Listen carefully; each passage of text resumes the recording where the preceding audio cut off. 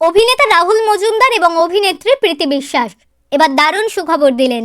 বুধবার অর্থাৎ যে রাতে নারীরা রাত দখলের জন্য পথে নেমেছিলেন, সেই দিন রাহুল প্রীতির কোল আলো করে এলো ছোট্ট দুর্গা। বুধবার দিন দুপুরে পার্ক স্ট্রিটের একটি বেসরকারি হাসপাতালে মেয়ের জন্ম দেন প্রীতি। তবে সেপ্টেম্বর মাসের প্রথম দিকে সন্তান জন্ম দেওয়ার কথা ছিল তার, কিন্তু তার আগেই সন্তানের জন্ম দেন অভিনেত্রী। যদিও বলা ভালো, মা মেয়ে দুজনেই সুস্থ আছে। মেয়েকে দেখে রাহুল নিজের খুশি ধরে রাখতে পারছিলেন না, যদিও এমনটাই হওয়া খুব স্বাভাবিক। তবে রাহুল মেয়েকে দেখলেও তাকে কোলে নেওয়ার সাহস করে উঠতে পারেননি এখনও। মেয়েকে দেখে অনুভূতি কেমন, এই প্রশ্নের উত্তরে রাহুল জানান, খুবই আনন্দ হচ্ছে, আমি হেসেই চলেছি, এর চেয়ে এখন বুঝে উঠতে পারছি না। ও আমাদের দুজনের কাছে একটা আশীর্বাদ।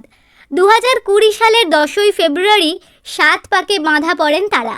দেখতে দেখতে বিয়ের 4 বছর পর তাদের কোল আলো করে এলো তাদের সন্তান। ছোট্ট সদস্যের আগমনে তাদের পরিবার আনন্দে খুশিতে ভরে থাক, এই শুভেচ্ছা রইল। তবে মনে আনন্দ থাকলেও আরজি করের ঘটনায় রাহুল প্রীতি দুজনের মনই ভীষণ ভারাক্রান্ত।